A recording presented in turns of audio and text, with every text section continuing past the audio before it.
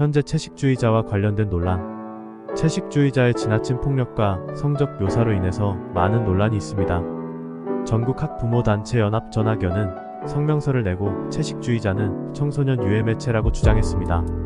이에 대해 전학연의 주장은 도서검열이며 현대판 분석행위라고 주장하는 사람도 있습니다. 양쪽 주장의 근거가 대부분 2부 몽고 반점의 내용에 있으며 어떻게 해석하느냐에 따라 입장이 달라진다고 볼 수 있습니다. 그래서 이번에는 논란이 되고 있는 몽고 반점에 대한 내용 분석을 통해 양쪽의 주장을 살펴보려 합니다. 2부 몽고 반점. 일줄거리. 몽고 반점은 영예의 형부 시점에서 서술됩니다. 비디오 아트를 하는 예술가로 5살 난 아들을 두고 있고 영예의 언니와 비교적 순탄한 결혼 생활을 하고 있습니다. 변변한 수입이 없는 그는 아내의 화장품 사업에 의존하며 살아갑니다. 이 부부의 결혼 생활은 영예 언니의 전적인 배려와 희생으로 유지된다고 해도 과언이 아닙니다. 2년째 작품 구상에 매달려 있는 그는 처제의 엉덩이에 아직도 몽고 반점이 있다는 아내의 말을 듣고 강렬한 예술적 영감에 휩싸입니다. 그러나 이 예술적 영감은 육체적 욕망도 동반하는 감정으로 그는 도덕적 갈등을 겪습니다. 육식을 거부하다가 자해를 한 사건 뒤에 아직도 정신적 충격에 빠져있는 처제이지만 자신의 작품을 구현하고 싶은 욕망이 너무 커진 그는 어쩔 수 없이 도덕적 한계를 넘어서기로 합니다. 혼자 사는 처제의 집을 방문한 그는 누드 모델을 하도록 그녀를 설득하는데 성공하고 전라의 몸을 캔버스 삼아 등에는 밤의 꽃, 전면에는 한낮의 꽃을 그리고 비디오로 촬영도 했습니다. 그림이 완성된 처제의 몸은 성스러운 것이며 알 수 없는 낯선 존재로 인식됩니다. 하지만 작품을 완성시킬 때까지는 전혀 성욕을 느끼지 못했던 그가 그녀의 몸에 손 한 번 대지 않았다는 사실을 깨닫자마자 욕망에 휩싸이는 자신을 발견합니다. 어느 정도 자신의 작품에 만족하기는 했지만 아직 부족함을 느낀 그는 후배 제이를 남자 파트너가 되도록 설득합니다.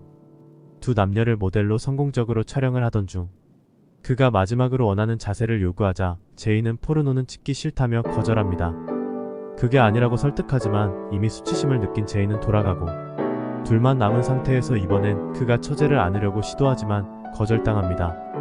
하지만 촬영 당시 처제가 흥분 상태였던 이유가 제이의 몸에 그려진 꽃 때문이었다는 사실을 알게 된 그는 걷잡을 수 없는 광란의 상태에 빠져버리게 되고 다른 후배 P의 도움으로 자신의 몸에 꽃을 그린 후 처제의 집으로 갑니다.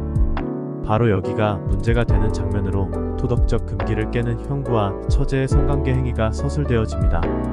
그리고 그 다음에 이어지는 건 당연한 현실 파국입니다. 영예의 언니가 동생의 집을 방문해서 그들의 행위를 알게 되고 충격을 받은 그녀는 그들을 정신병원에 신고를 하는 것으로 마무리됩니다.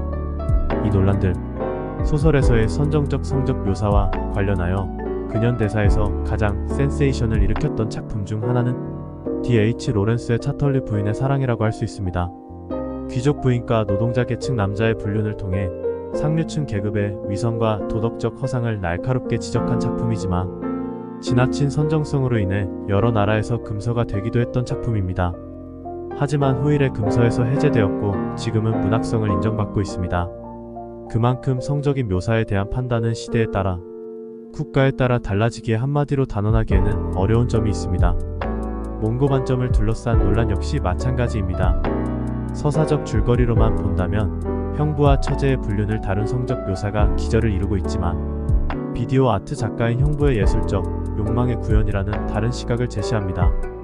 그에게 있어 처제는 감정 표현도 하지 않고 자신이 있는 공간을 탐색하지도 않는 모든 욕망이 배제된 육체의 소유자이며 처제의 남편은 감각적이고 일상적 가치만을 추구하는 저급한 속물 덩어리로 인식됩니다.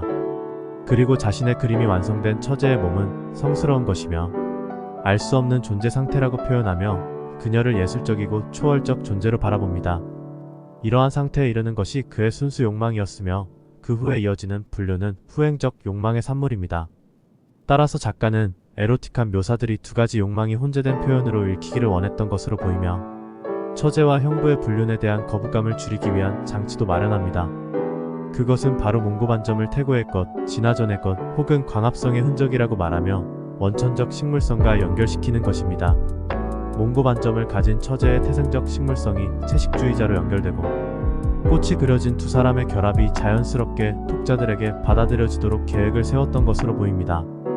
이러한 장치들이 전학연 측 주장에 반대하는 논거 중 일부가 될 수 있을 것입니다. 하지만 그렇다고 해서 성적인 표현들이 모두 예술적으로 미화된다고 말하기도 어려운 부분이 있어 보입니다. 결론적으로 채식주의자가 좋은 책이냐가 문제가 아니라 청소년 권장 도서가 될 수 있느냐의 논란이므로 당사자가 아니라 교육적 권한을 가진 윗세대가 결정할 수밖에 없는 사안입니다. 이것은 길지 않은 시간에 결정이 날 것이며 권장 도서가 되든 아니든 이 책을 읽을지 말지 결정하는 것은 청소년 스스로 결정할 문제라고 생각됩니다.